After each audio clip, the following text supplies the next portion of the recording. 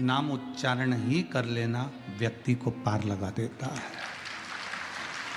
मात्र उच्चारण ने यहाँ के लिंग में से किसी ज्योतिर्लिंग में अगर मनुष्य बनकर भी ना आए, मानव का शरीर भी नहीं मिला, मान लो नहीं मिला,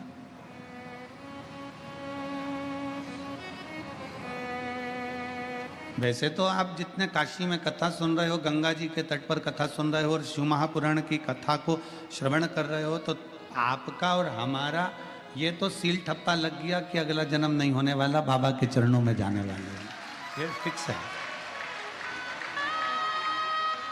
बोल बम का नारा है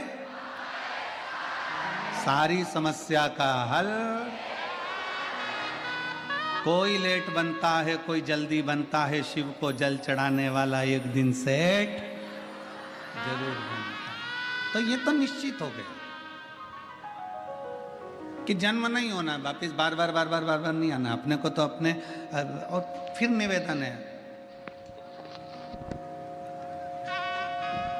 अगर वैकुंठ जाएंगे तो वापिस आएंगे, नरक जाएंगे तो वापिस आएंगे, और कैलाश चले गए तो फिर आओगे नहीं। यहीं अपना घर है, बाबा की नगरी में अपना निवास है, तो ना कहीं जाना है ना कहीं आना है, यहीं पर सब आए, अपने को नहीं जाना।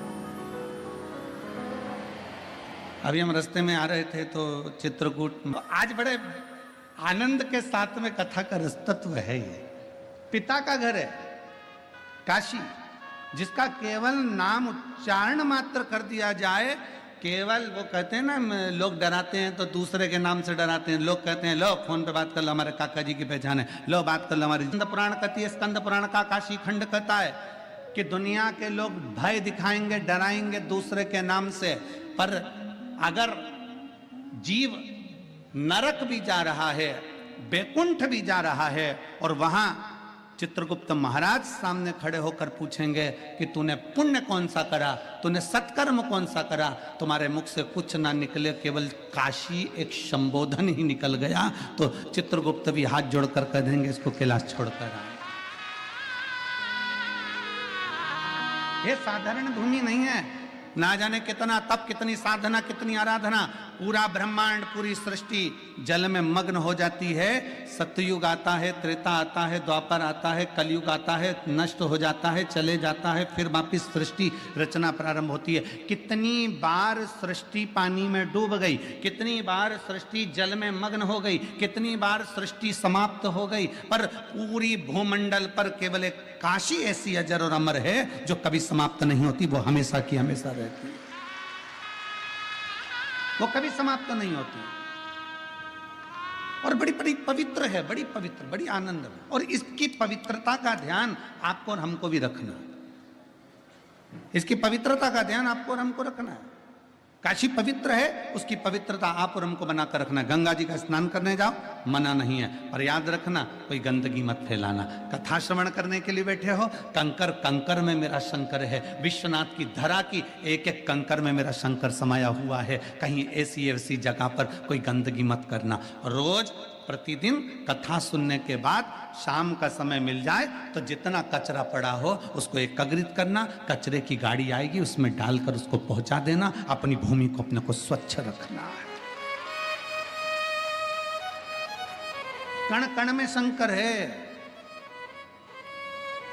स्नान करने जाओ तो ध्यान रखो कि गंगा में हम स्नान कर रहे हैं, कोई बेकार वस्त्र वहां न पटक के आ जाए, कोई जूतल चप्पल हम वहां न पटक कर जाए, कोई चीज हम वहां न पटक कर जाए, इसका स्मरण रहे। काशी की पवित्रता का ध्यान आपको और हमको रखना है।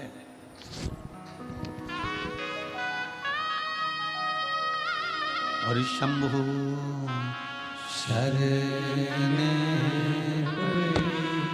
मांगू घड़ी रे, दुख कारो दया करी दर्शन शंभो शरण पड़ी मांगू घड़ी दुख काटो दया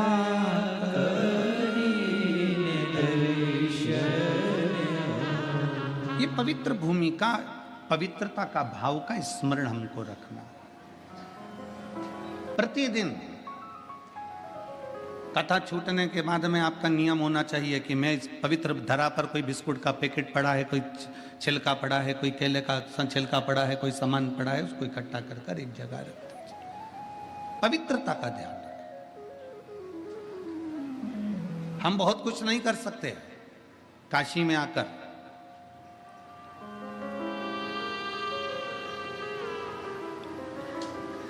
दो चीजें कर सकते हैं। एक, मेरे बाबा का दर्शन, दूसरा काशी में आकर थोड़ी सी सेवा। एक, बाबा का दर्शन करिए और दूसरी सेवा करिए, और जितना बन सकता है सेवा के क्रम को आगे बढ़ाइए। कितनी सुंदर बात है। एक बड़ी सुंदर चरित्र आता है।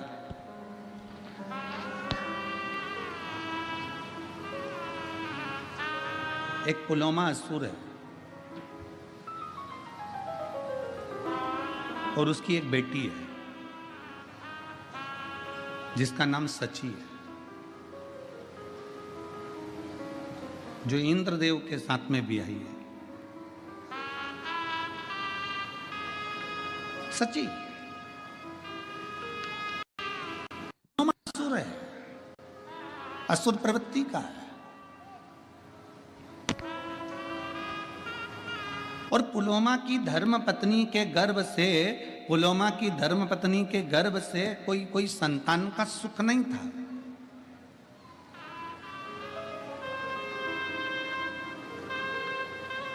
पुलोमा की धर्म पत्नी के गर्भ से कोई संतान नहीं थी, कोई औलाद नहीं थी। असुर है पुलोमा, असुर प्रवृत्ति का है पुलोमा, पर संतान का सुख नहीं था। अब उसको जब संतान की प्राप्ति नहीं हुई, बड़ा क्रोध में आ गया, बड़ा गुस्से में आ गया। करे तो करे क्या? पुलोमा ने विचार कर लिया कि अब देवताओं ने मुझे संतान नहीं दी है, इसलिए मैं सारे देवताओं को परेशान कर दूंगा।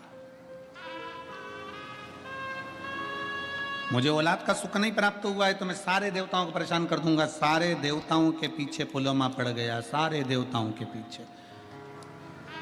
बैकुंठ जाए, वहां भगवान नारायण को परेशान करे। ब्रह्मलोक में जाए, ब्रह्मा जी को परेशान करे। इंद्रलोक जाए तो इंद्र को परेशान करे। जहां जहां गरुण वरुण जितने लोक है, सारे लोकों में जाता और सबको परेशान करता, सबको कष्ट देता, सबको कष्ट, सबको परेशान करता, सब परेशान। एक दिन पुलोमा की पत्नी ने पुलोमा से कहा कि एक बात बताओ कि तुम रोज रोज चले जाते हो और हाहाकार मचा हुआ है, सारी दुनिया में तुम्हारा हाहाकार चल रहा है, कहीं तुम सबको परेशान कर रहे हो। अब की बार मैं चाहती हूं कि जब तुम किसी देवता को परेशान करने के लिए जाओ, कष्ट देने के लिए जाओ, तो उस समय मैं आपके साथ चलूंगा।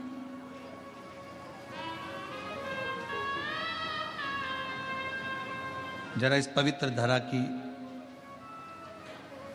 पुण्यता देखिए कितनी प्रबल है। अभी आप अगर किसी असुर के रूप में किसी देवताओं को परेशान करने के लिए जा रहे हो तो मैं आपके साथ चलूंगी। पुलोमा की पत्नी पुलोमा के साथ में लग गई और पुलोमा के साथ में चल दी। पुलोमा जब चलते चलते चलते चलते ब्रह्मांड में भ्रमण करते करते करते करते गंगा जी के पवित्र तट पर, इस पावन धरा पर, काशी की भूमि पर से पुलोमा जब निकल कर जा रहा था तो उसकी धर्म पत्नी भी उसके साथ जा रही थी। आज धर्म पत्नी के मन में यह भाव उत्पन्न हुआ कि मैं अपने पति असुर पुलोमा के साथ जा रही हूं, तो मेरे देवताओं को ये परेशान करने जा रहे हैं और मैं देवताओं का दर्शन करने जा रही हूं, तो क्यों ना अपने चरण की पादुका को छोड़ दो।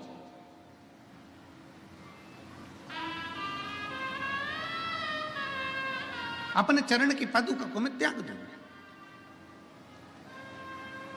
कभी कभी आपके मन में भी ऐसा भाव जागृत होता है जब आप विश्वनाथ जी का दर्शन करने के लिए जाते हैं। कभी कभी आपके मन में भी यह भाव जागृत होता है जब आप गंगा जी का स्नान करने के लिए जाते हैं। कभी कभी आपके मन में भी एक भाव जागृत होता है जब आप काल भैरव का दर्शन करने के लिए जाते हैं। कभी कभी आपके मन में भी भाव उत्पन्न होता है जब भगवान मां अन्नपूर्णा का दर्शन करने के लिए जाते हैं। क्या करते हैं, अरे पास में मंदिर है ना, चप्पल कहाँ ले के जाऊंगी, मंदिर के दरवाजे पर छोड़ूंगी, यहाँ बात छोड़ूंगी, इससे अच्छा ये चप्पल में गाड़ी के अंदर छोड़ के चली जाऊं। बोलो जी हो, ए काशी वाली हो, सही है कि गलत है? कभी कभी अपने मन में विचार आता है कि ना? बोलो रे जी जाओ, सही है कि गलत है? अच्छे जम के तो बोलो, तुम्हारी आवाज से ज्यादा तो जी की आवाज है। ठीक है, अपने मन में भाव आता है कि मंदिर पास में, चप्पल में गाड़ी में छोड़ दो। अब ये तुम्हारी बुद्धि में, तुम इतने वीआईपी रहने वाले, तुम इतने चकाचक रहने वाले, एक मिनट तुम हॉल से भी अगर रसोई घर में जाओ तो बिना चप्पल के नहीं जाओ, तुम अपने वॉशरूम में भी जाओ तो बिना चप्पल के नहीं जाओ। तुम्हारी बुद्धि में ये आया कैसे कि मंदिर सामने है तो चप्पल गाड़ी में छोड़ जाऊं? ये तुम्हारी बुद्धि में, तुम्हारे मन से नहीं आया। जो तुम्हारे माता पिता ने भगवान शंकर को एक लोटा जल चढ़ाया था, उस जल का प्रताप तुम्हारी बुद्धि में आ गया और तुमने चप्पल गाड़ी में छोड़ दी और पैदल नग्न पैर से, नंगे पांव से, चप्पल को त्याग कर, पादुका को त्याग कर, जूते को त्याग कर और बाबा के धाम की ओर चल दिए, भगवान के मंदिर की ओर चल दिए। मंदिर पास में, तुम चाहते तो चप्पल को साथ पहन कर जाते, द्वार पर छोड़ देते, पर तुम्हारी बुद्धि में जो आया वो भगवान शिव की कृपा से आया। पर चप्पल का त्याग करा, नंगे पैर चलकर जा रहे हो, नंगे पैर चलकर जा रहे हो। अब पुलोमा की पत्नी ने विचार करा कि मेरा पति तो असुरों को, असुर प्रवृत्ति का और देवताओं को परेशान करने जा रहा है।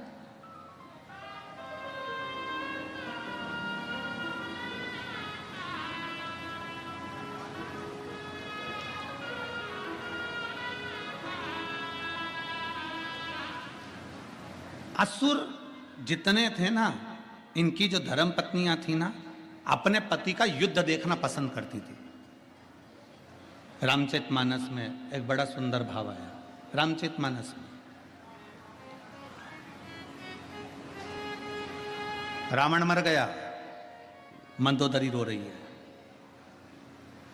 रावण मर गया, मंदोदरी रो रही है, खूब आंसू ढाल ढाल कर रो रही है। तो मेरे राघव जी के मन में आया, मेरे राम जी के मन में आया, जरा पता तो करूं कि मंदोदरी इतना क्यों रो रही है। राम जी तुरंत लखन लाल जी के साथ, हनुमंत लाल जी के साथ में मंदोदरी के पास पहुंच गए। मंदोदरी क्यों रो रही हो? तुम्हारा पति मर गया इसलिए रो रही हो? मंदोदरी बोली नहीं, कर्म की गति है, भोगना तो है। मुझे मालूम था मेरा पति मरेगा। मंदोदरी, तेरे पुत्र मर गए तू इसलिए रो रही है? कर्म की गति है, मैं जानती थी कि मेरे पुत्र गलत का साथ दे रहे हैं तो वो भी मरेंगे।